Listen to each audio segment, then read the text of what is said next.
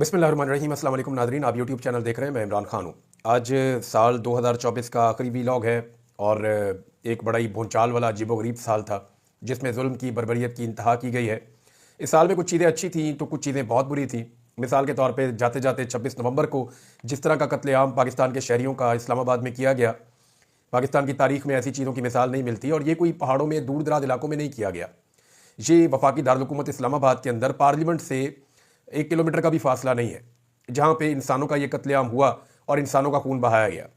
ये एक बदकिस्मती है पाकिस्तान की तारीख का सबसे मुतनाज़ इलेक्शन हुआ 8 फरवरी 2024 को और लोगों का मैंडेट छीन लिया गया। यानी लोगों ने वोट डाले सारे के सारे पाकिस्तानियों ने इमरान खान के हक में, और बहुत थोड़े से वोट पड़े थे बाकी पॉलिटिकल पार्टीज़ को।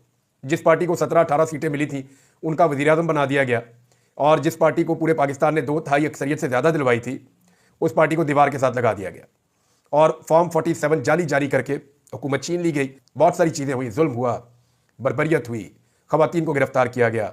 इस साल में एक मुतनाज़ आइनी तरमीम के लिए पीपल्स पार्टी जैसी जमात ने जमहूरियत की धज्जियाँ उड़ा दी। ब्रूट मेजॉरिटी का नाम लेकर और डंडे वाली जमहूरियत का नाम लेकर बेनज़ीर भुट्टो का बेटा आइन पर चढ़ दौड़ा और उसने आइन की, इंसानियत की, इंसानी हकूक़ की उसने धज्जियाँ उड़ाई और एस्टेब्लिशमेंट के एक टाउट का किरदार अदा किया बेनज़ीर भुट्टो के बेटे ने। ये बहुत हैरत अंगेज़ चीज़ थी मेरे लिए, लेकिन ये सदमा भी हमने बर्दाश्त किया इस साल में। और बहुत सारी चीज़ें हैं, लेकिन कुछ चीज़ें अच्छी हैं। यानी एक तो ख़वातीन को भी अगवा किया गया, बच्चों को भी अगवा किया गया, लेकिन अच्छी बातें ये हैं वो ये है कि पाकिस्तान की आवाम की आंखों का जो ऑपरेशन चल रहा था वो बड़ी कामयाबी से इस साल भी जारी रहा है। पाकिस्तान के लोगों ने असल मुजरिम को पहचाना है। पाकिस्तान के लोगों ने पहचाना कि पाकिस्तान यहाँ तक 70 सालों में क्यों पहुँचा। पाकिस्तानियों को इस बात का अंदाज़ा हुआ कि सियासतदान तो सिर्फ सामने दिखाई देते हैं, असल में तो पाकिस्तान की एस्टेब्लिशमेंट के फैसले हैं जिनका खुमियादा सारे के सारे पाकिस्तानी भुगत रहे हैं। तो इस नुक्ता नज़र से पाकिस्तान के लिए 2024 अच्छा साल था कि लोगों को हकायक का पता चला। लेकिन अगर जुल्म, बर्बरियत और जबर के एतबार से आप देखें तो एक बदतरीन साल था। 2024 की कुछ चीज़ें मेरे पास हैं, मैं आपके साथ शेयर करूंगा, लेकिन जाते जाते भी इस साल में एक और बुरी खबर यह है कि खालिद खुर्शीद जो साबिक वज़ीर आला हैं गिलगित बल्तिस्तान के, उन्हें भी सज़ा सुना दी गई और उन्हें 34 साल की सज़ा सुनाई गई है। आप अंदाज़ा कीजिए कि इस शख्स के ऊपर निज़ाम को कितना गुस्सा होगा। वजह यह है कि खालिद खुर्शीद उन चंद लोगों में से एक है जिन्होंने निज़ाम के सामने सरेंडर करना तो बहुत दूर की बात है, थोड़ा सा कंप्रोमाइज़ करना भी बर्दाश्त नहीं किया। ये वो वाहिद आदमी है जो इस्लामाबाद आता था और एजेंसियां और इदारे मिलकर भी चाहते थे इसको गिरफ्तार नहीं कर सकते थे। इस शख्स ने डट कर इमरान खान साहब का साथ दिया, उनके मौक़िफ़ के साथ खड़ा हुआ और सज़ा के तौर पर इसको नाअहल करवाया गया। फिर इसकी हुकूमत गिरा दी गई। पाकिस्तान तहरीक इंसाफ दोबारा अपना वज़ीर आला मुंतखब करना चाहती थी तो वहां पे असेंबली बंद कर दी गई। उस वक्त इस शख्स ने जो तकरीर की उसके नतीजे में इसको आज 34 साल की सजा सुना दी गई है। और ये शख्स ये कहता है कि मैं दोबारा वही बात करूंगा। फिर वीडियो आई, वो वही बात कर रहा है। तो मेरा ये मानना है कि ये आदमी पहाड़ जैसा हौसला रखता है, बल्कि इमरान खान के साथ खड़े होने के लिए जितनी कुर्बानी इसने दी है और जिस बहादुरी के साथ ये खड़ा हुआ है, शायद सब लोग ऐसे खड़े नहीं हो सकते। इमरान खान साहब का स्टेटमेंट है, पहले वो मैं आपको बता देता हूं क्योंकि ये फैसल चौधरी साहब के जरिए से बाहर आया। फैसल चौधरी साहब का ये कहना है कि इमरान खान साहब कह रहे हैं कि ISPR का मौक़िफ़ दुरुस्त नहीं है। TTP से मुज़ाकरात की हिकमत अमली जनरल बाजवा ने बनाई थी। इमरान खान साहब ने बहुत क्लियरली ये कह दिया। 6 वकील जाकर मिले इमरान खान साहब से जेल के अंदर, और इमरान खान साहब के खिलाफ मुकदमात की जो सीरीज़ चल रही है वो सारी चीज़ें फिर वहाँ डिस्कस होती रहती हैं। और ज़्यादातर जो मुकदमात इमरान खान साहब के हैं या इमरान खान साहब के कारकुनों के हैं या बाकी लीडर्स के हैं, उनकी कोई हकीकत नहीं है, कानूनी हकीकत नहीं है, सारे सियासी नौयत के मुकदमात हैं। 2024 में सियासी नौयत के मुकदमात बनाने की भी एक भरमार रही।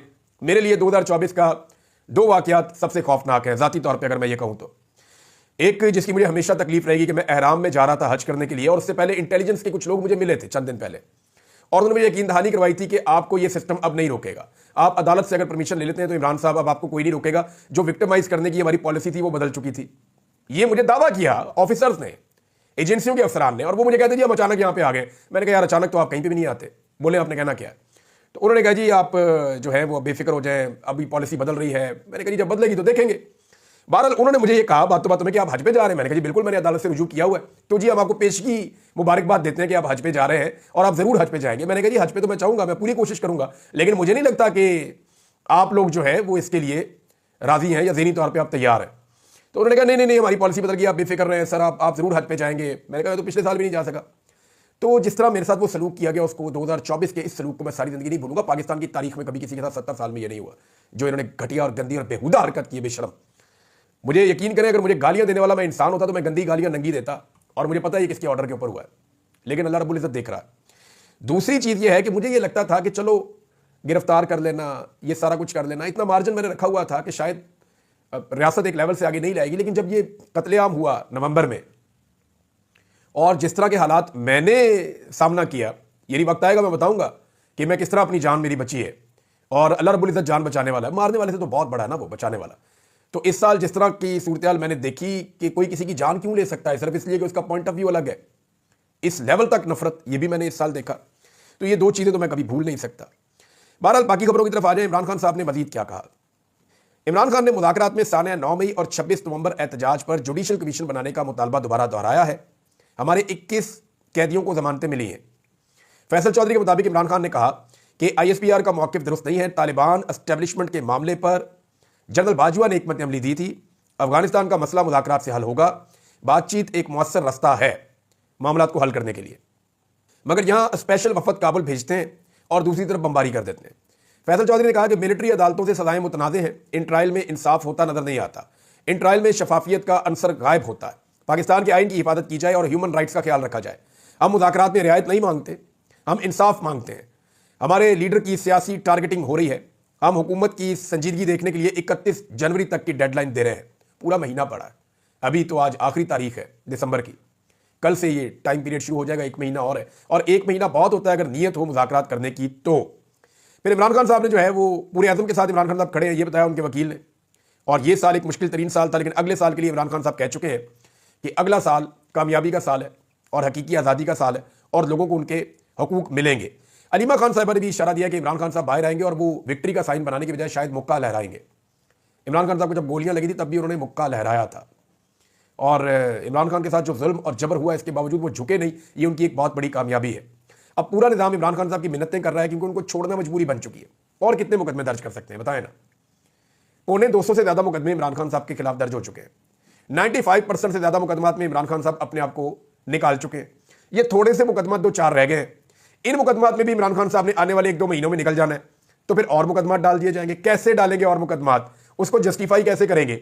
जो बाइडन के दौर में तो आपको जस्टिफाई करने की जरूरत नहीं थी क्योंकि जो बाइडन इंतजामिया सपोर्ट कर रही थी पाकिस्तानी एस्टेब्लिशमेंट को और हुकूमत को। लेकिन अब जब वो सपोर्ट हट गई है तो नए मुकदमात डाले नहीं जा सकते, पुरानों में जेल में रखा नहीं जा सकता। तो अल्टीमेटली इमरान खान ने बाहर आना है।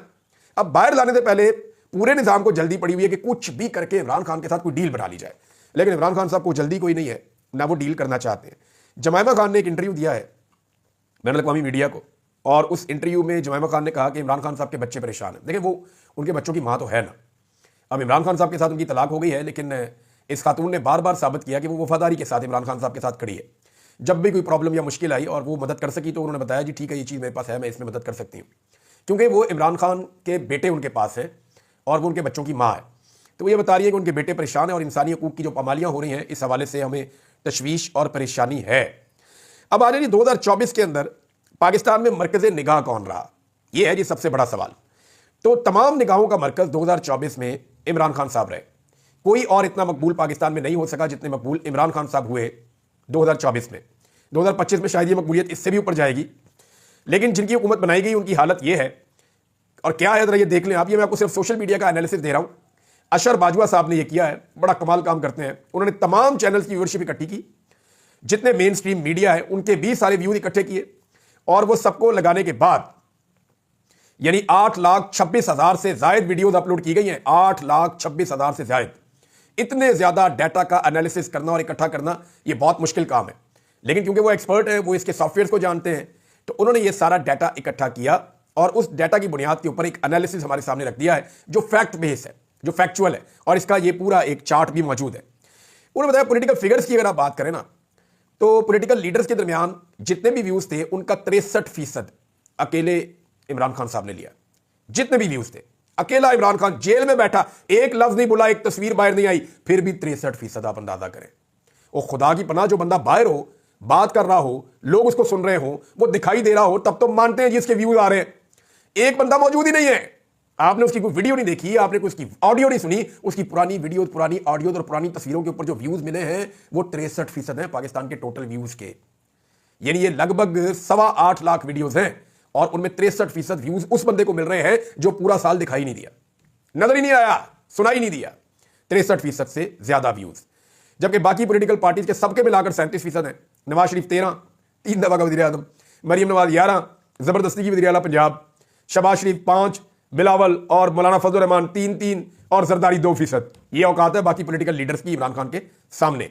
अब आ जाए जरा पाकिस्तान तहरीके इंसाफ के टाइटल वाली वीडियोस के व्यूज और बाकी पॉलिटिकल पार्टीज के वीडियोस की व्यूज। अब इसमें भी एक चार्ट मौजूद है हमारे पास सामने। 78% ऑडियंस, 78% ऑडियंस पाकिस्तान तहरीके इंसाफ के साथ, उनके व्यूज के साथ है, उन्हें देख रही है। जबकि बाकी जो ऑडियंस है उसमें ये डाटा मेरे सामने है, मैं आपको पढ़ के सुना देता हूं। नून लीग को जी 13% व्यूज मिले हैं टोटल मिलाकर।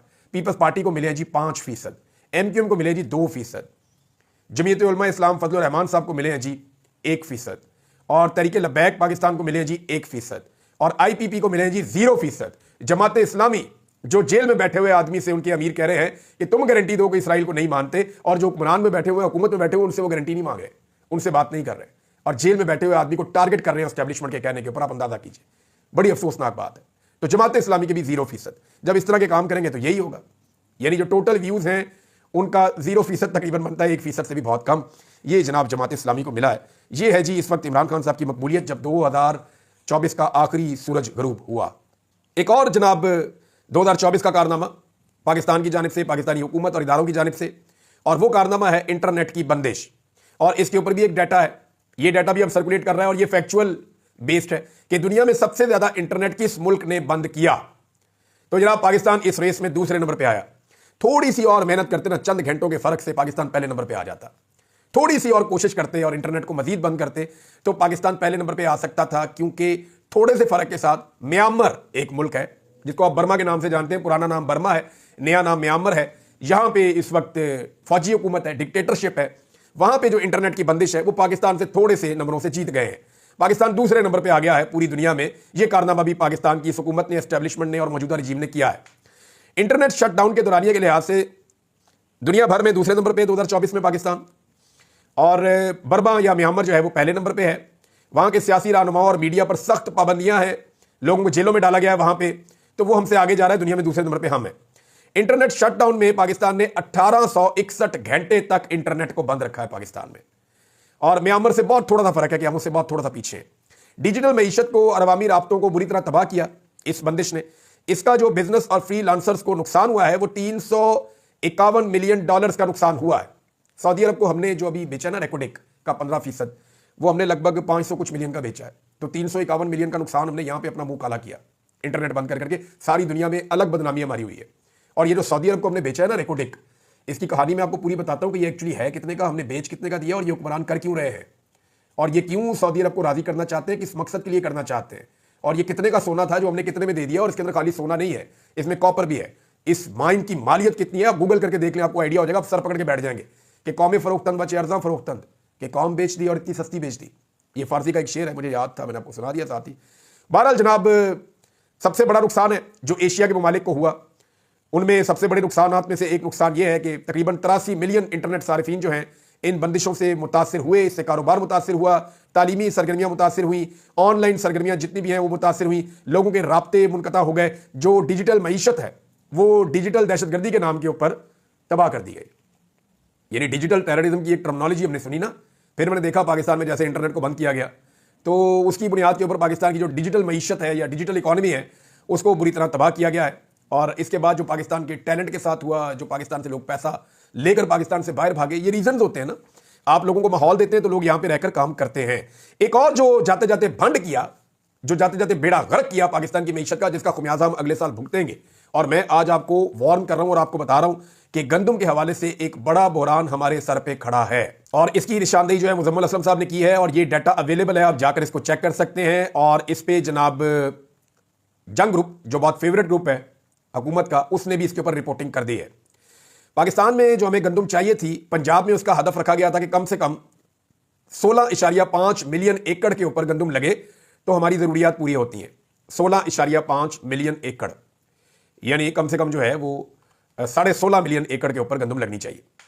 लेकिन जो अभी डाटा आया और जो चेक हुआ वो ये कह रहा है कि सिर्फ 12 मिलियन एकड़ पर ही गंदम काश्त की जा सकी है, यानी 25% गंदम कम काश्त हुई है टारगेट से। इसकी वजह क्या है? मरीम नवाज ने किसानों को रोल के रख दिया। पहले उनको कहा गंदम इस कीमत पे खरीदेंगे, वो कीमत इंतहाई कम रखी, किसान खसारे में जा रहा था। फिर उस कम कीमत के ऊपर भी गंदम खरीदने से इनकार कर दिया, जिसकी वजह से किसान की कमर टूट गई। वो अपनी गंदम बेचने के लिए बेचारा मजबूर हो गया। आड़तियों ने ओने पोने उससे गंदम खरीदी, मिडल मैन ने बेशुमार पैसा बनाया और किसान कंगला हो गया। अब किसान अपनी जरूरत से ज्यादा गंदम लगा नहीं रहा। जब वो ज्यादा गंदम नहीं लगा रहा, क्योंकि उसके ऊपर अखराजात करेगा, बाद में ये खरीदेंगे नहीं, तो वो पहले ही नुकसान उठाकर बैठा हुआ है। तो इस वजह से हमारी जो काश्त है वो कम हो गई है। अब जब काश्त कम हो गई है तो इससे मिलती जुलती सूरत जो है वो सिंध से भी रिपोर्ट हो रही है कि वहां पे भी सूरत हाल कोई इतनी हौसला अफजा नहीं है। गंदम की जो काश्त का टारगेट था वो वहां पे भी शायद पूरा नहीं हुआ। अब गंदम अगर कम होगी तो आप करेंगे क्या? यूक्रेन और रूस में तो पहले जंग लगी हुई है, जहां से आप पहले गंदम ले लेते हैं, तो सिचुएशन उतनी फेवरेबल तो है नहीं। अब मामला यह है कि पाकिस्तान के अंदर गंदम का बहरान पैदा होगा, और उस बहरान के लिए जो सबसे बड़ी जिम्मेदार शख्सियत है वो नवाज शरीफ की बेटी है, जिसने किसानों को धोखा दिया। पहले एक कीमत मुकर्रर की और फिर उस कीमत के ऊपर गंदम खरीदने से इनकार कर दिया। अब नाज़रीन, एक नया मनसूबा लॉन्च किया गया है, एक नया लॉलीपॉप पाकिस्तानियों को देने की कोशिश की जा रही है कि जी उड़ान पाकिस्तान मनसूबा ला रहे हैं, ये जी बड़ा जरूरी है और इससे पाकिस्तान की उड़ान होगी और ऊपर जाएगा। कभी ये ले आते हैं SIFC, कोई फर्क नहीं पड़ता। कभी कर्ज उतारो मुल्क संवारो, कोई फर्क नहीं पड़ता। कभी सबसे पहले पाकिस्तान का नारा, कोई फर्क नहीं पड़ता। कभी वन विंडो ऑपरेशन, कोई फर्क नहीं पड़ता। कभी मईशत का इनकलाब, बेशुमार प्रोजेक्ट हम हर साल सुनते हैं। हुकूमतें आती हैं, नए से नए प्रोजेक्ट लॉन्च करती हैं, पाकिस्तान का फायदा ही नहीं होता। एक दफा पाकिस्तान में एक प्रोजेक्ट लॉन्च करें, पाकिस्तान का फायदा हो जाएगा। एक प्रोजेक्ट लॉन्च करें जिसके अंदर जमहूरियत हो, कानून की हुक्मरानी हो, आजाद अदलिया हो, आजादी इज़हार राय हो, इंसानी हकूक का एहतराम हो, अवामी मैंडेट के मुताबिक चलकर देखें। ये जो आप बार बार नए नए प्रोजेक्ट लेकर आते हैं, नाम बदल बदल के, इनसे मुल्क नहीं चलेगा। मुल्क चलेगा एतमाद से, मुल्क चलेगा रूल ऑफ लॉ से, मुल्क चलेगा आजाद अदलिया से, मुल्क चलेगा आजादी इज़हार राय से, मुल्क चलेगा सही जमहूरी उसूलों के साथ, अवामी मैंडेट की तौहीन ना करके। एक दफा ये करके देख ले, मुल्क चल जाएगा। आपको कोई नाम नहीं रखना पड़ेगा। पूरी दुनिया के अंदर इन नामों के साथ कोई प्रोजेक्ट लॉन्च नहीं होते, कोई ऐसे नहीं करता। उन्हें पता है जी सीधा सीधा चलो मुल्क चल जाता है।